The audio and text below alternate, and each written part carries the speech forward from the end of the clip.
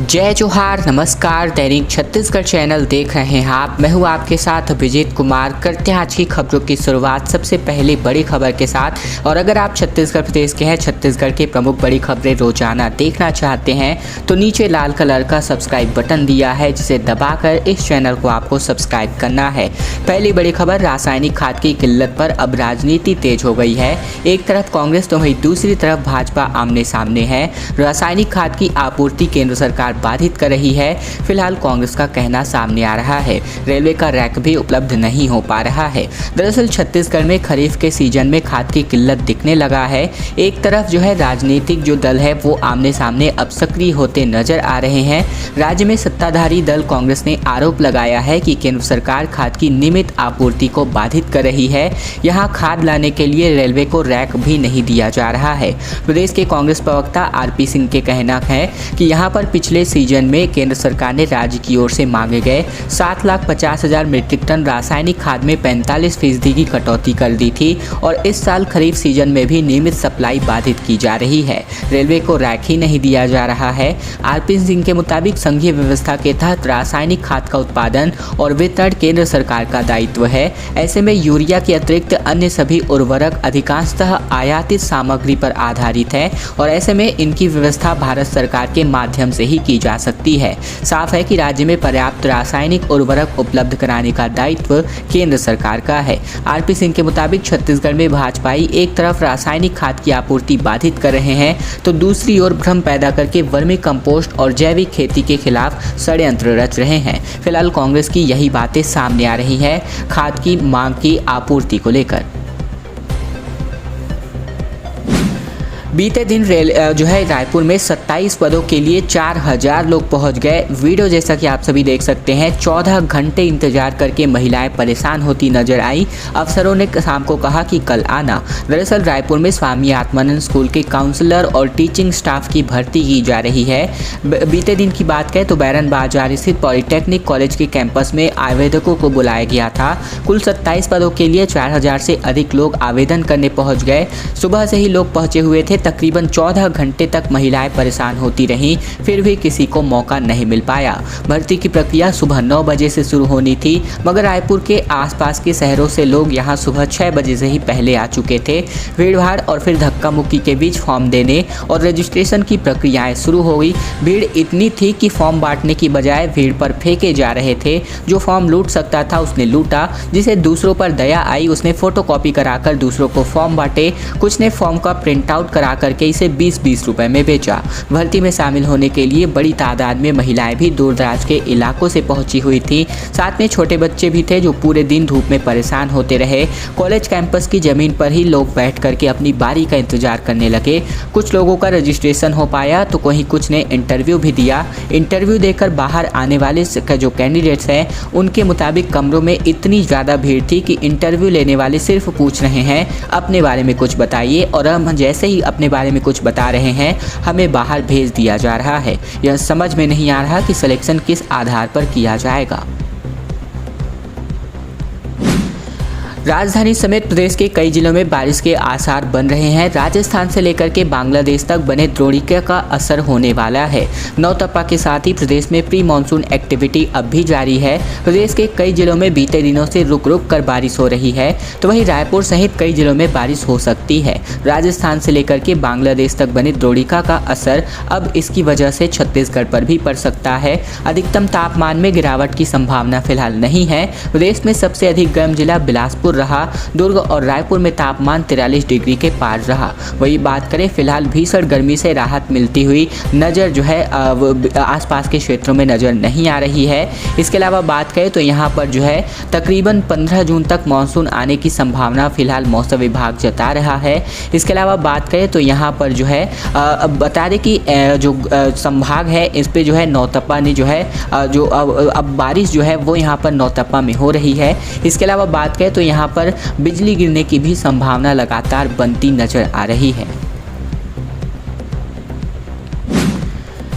एकलव्य विद्यालय में शिक्षक के पद पर भर्ती निकाली गई है, जिस पर आप जो है इंटरव्यू के माध्यम से सिलेक्शंस ले सकते हैं। हम बात कर रहे हैं कार्यालय कलेक्टर आदिवासी विकास शाखा द्वारा जारी विज्ञप्ति के अनुसार जिले में संचालित एकलव्य आदर्श आवासीय विद्यालय गोलावंड, बेड़मा, चिचाड़ी, सामपुर एवं कोरगांव में प्राचार्यों तथा तात्कालिक रूप से शिक्षक व्यवस्था के तहत विभाग द्वारा स्नातकोत्तर एवं स्नातक शिक्षक हेतु वॉक इन इंटरव्यू का आयोजन 6 जून 2022 को आयोजित किया जाएगा। इसके अलावा बात करें तो यहाँ पर जो है शिक्षक के टीजीटी स्नातक शिक्षक हेतु 300, पीजीटी स्नातक शिक्षक हेतु लगभग 350, जबकि संगीत शिक्षक हेतु 250 रुपये का यहाँ पर आवेदन शुल्क रखा जा रहा है। इसके अलावा बात करें तो यहाँ पर विभिन्न पद जो है यहाँ पर निकाले गए हैं, जिसमें बात कर लेते हैं एकलव्य आदर्श आवासीय विद्यालय गोलावंड हेतु पीजीटी स्नातकोत्तर शिक्षक हेतु हिंदी, अंग्रेजी, गणित, रसायन, भौतिक, जीव विज्ञान के 6 पद, टीजीटी स्नातक शिक्षक हेतु हिंदी, अंग्रेजी, गणित विज्ञान, सामाजिक विज्ञान, इसके अलावा संगीत, व्यायाम शिक्षक, कंप्यूटर अनुदेश, इसके अलावा स्टाफ नर्स, प्रयोगशाला परिचारक, विद्युत सहायक, माली के रूप में 12 पद। इस प्रकार आवासीय विद्यालय बेड़मा में 16 पद, चिचाड़ी में भी 16 पद, श्यामपुर में लगभग 16 पद, आदर्श आवासीय विद्यालय कोरगांव में 16 पद जारी किए जा चुके हैं। छत्तीसगढ़िया क्रांति सेना के प्रदेश अध्यक्ष की गिरफ्तारी हुई है। जैन मुनियों के खिलाफ अभद्र टिप्पणी का मामला सामने आ रहा है। अंबिकापुर से पुलिस ने इनको दबोचा और जम करके इनको लेकर के बवाल हुआ था। छत्तीसगढ़ की बालोद पुलिस ने आखिरकार छत्तीसगढ़िया क्रांति सेना के प्रदेश अध्यक्ष अमित बघेल को गिरफ्तार कर लिया है। अमित एक कार्यक्रम में जैन मुनियों के खिलाफ अभद्र टिप्पणी किए थे, जिसके बाद जमकर बवाल हुआ था और जोरदार प्रदर्शन यहाँ पर रायपुर में सामने आया था। प्रदेश भर में इस प्रकार की यहाँ पर प्रदर्शन जो है सामने आए थे। वहीं प्रदेश भर में अमित की गिरफ्तारी और उनके खिलाफ कार्यवाही की मांग को लेकर जैन समाज के लोगों ने प्रदर्शन किया था, जिसके बारे में हमने आपको न्यूज़ भी बता दिया था। शिकायत दर्ज करने के बाद बालोद पुलिस ने अमित की तलाश कर रही थी और इस बीच पुलिस को पता चला कि अमित अंबिकापुर में है। इसके बाद एक टीम को वहां भेजा गया और रात को ही उन्हें गिरफ्तार कर लिया गया था। बाद में अमित को बालोद लाया गया, जहाँ से सिटी कोतवाली थाने में भारी पुलिस बल को तैनात किया गया। साथ ही रास्ते में और थाने में पुलिस की बैरिकेडिंग भी करी गई थी। एनटीपीसी की लापरवाही की वजह से 20 गांवों में राख की आंधियां चल रही है। हवा की वजह से राखड़ डैम से लगातार जो राखड़ है वो उड़ता नजर आ रहा है। घर घर में और दमा और सांस के जो मरीज है वो निकलते दिख रहे हैं। बिलासपुर से महज 15 किलोमीटर दूर स्थापित एनटीपीसी देश के कई राज्यों को बिजली देकर रोशन कर रहा है, लेकिन इससे प्रभावित गाँव राखड़ का दंश झेल रहे हैं। प्लांट की स्थापना के लिए ग्रामीणों की जमीन ली गई, उन्हें नौकरी और बुनियादी सुविधाएं देने का वादा और फिर दावा किया गया, वो पूरी तरीके से फेल हो चुका है। धूल और राख के गुबार से पटे इन गांवों में हर कुछ धुंधला धुंधला नजर आता है। पिछले दिनों प्लांट के निरीक्षण के लिए आई एनजीटी यानी कि नेशनल ग्रीन ट्रिब्यूनल की टीम भी इस पर सवाल खड़ी कर चुकी है और इसके बारे में हमने आपको न्यूज़ भी कवर किया हुआ है। पिछले दिनों एनटीपीसी टीम आई थी तो उसने रूटीन निरीक्षण का नाम दिया। टीम इस दौरान सीपत एनटीपीसी और उससे लगे जुड़े जो गाँव है इसका दौरा किया था। इसके बाद जो है टीम ने राखड़ बांध और उससे प्रभावित गांवों की पहुंच जो है यहाँ पर बताई थी। एनटीपीसी के ग्राम रलिया, राख और उसके आसपास के 3 राखड़ डैम बनाए गए हैं और तीनों डैम राखड़ से पट चुके हैं और ओवरफ्लो भी हो रहे हैं और इसकी वजह से ढेर सारी दिक्कतें नजर आ रही हैं।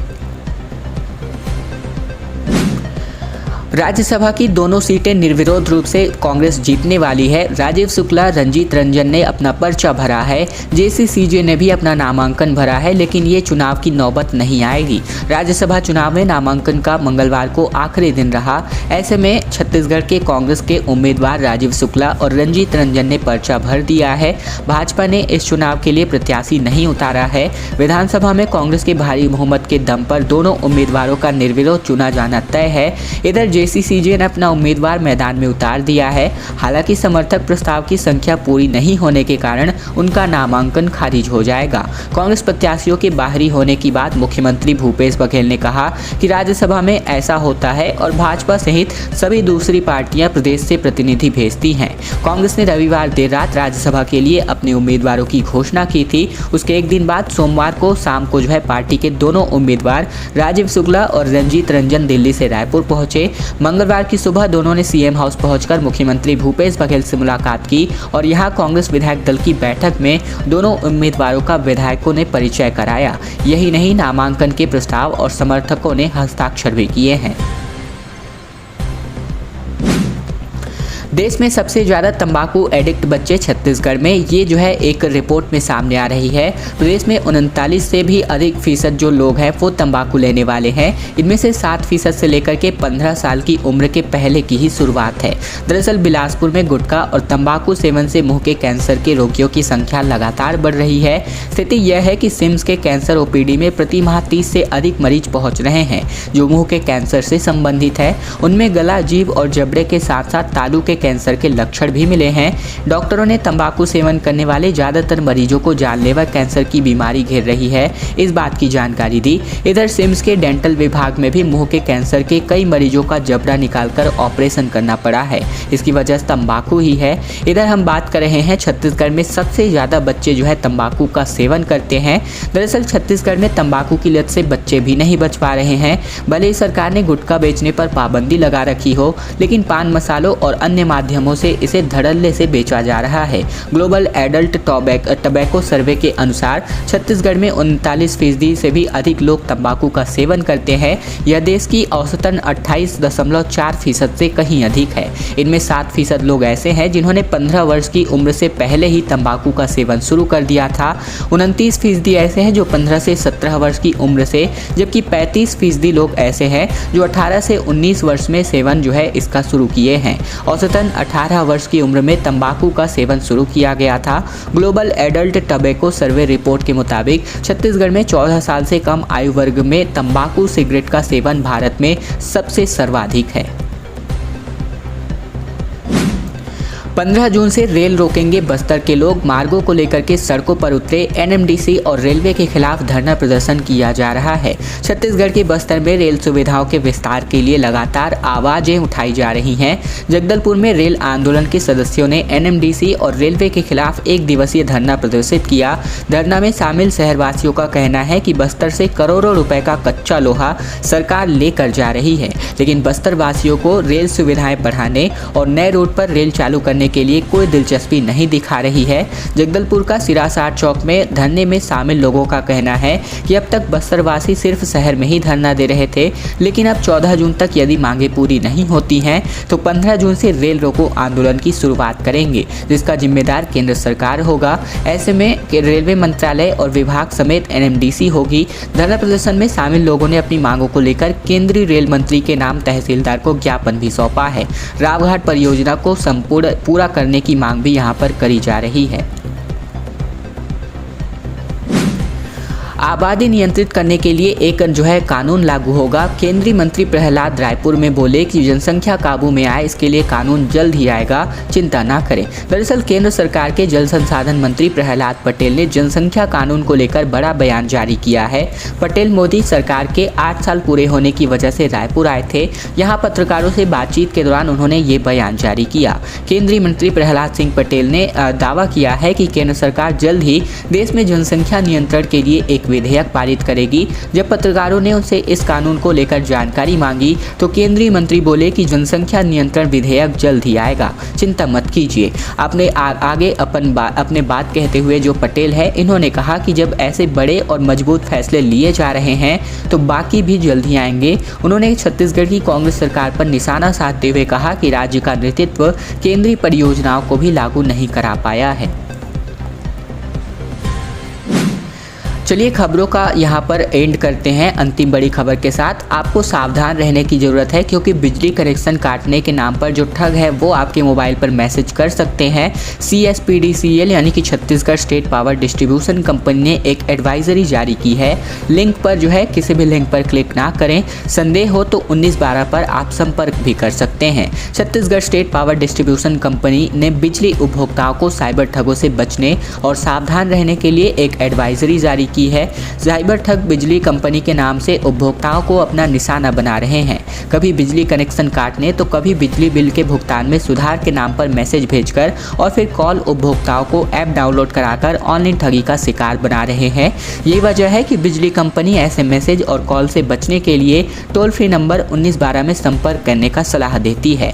खैर दोस्तों, आज की खबरों का सिलसिला बस इतना तक का था। वीडियो पसंद आए तो वीडियो को लाइक कीजिएगा। चैनल पर अभी तक नए हैं, अभी तक आपने सब्सक्राइब नहीं किया है तो प्रतिदिन की महत्वपूर्ण खबरों को जानते रहने के लिए, देखते रहने के लिए चैनल को जरूर सब्सक्राइब कीजिएगा और हमारी टीम का जरूर हिस्सा बनिएगा।